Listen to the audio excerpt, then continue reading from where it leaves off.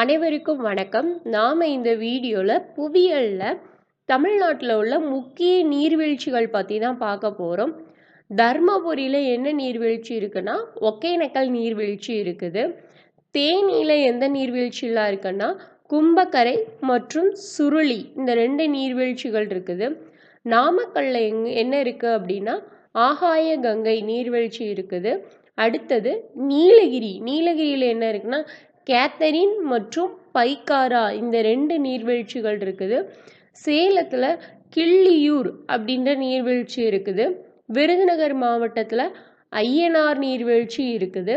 அடுத்தது கோயம்புத்தூரில் வைதேகி, செங்குபதி, சிறுவாணி மற்றும் கோவை குற்றாலம் ஆகிய நீர்வீழ்ச்சிகள் இருக்குது.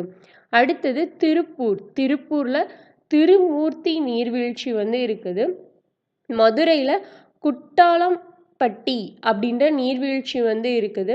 கன்னியாகுமரியில் திருப்பரப்பு, காளிகேசம், உலக்கை மற்றும் வட்டப்பாறை ஆகிய நீர்வீழ்ச்சிகள் காணப்படுது.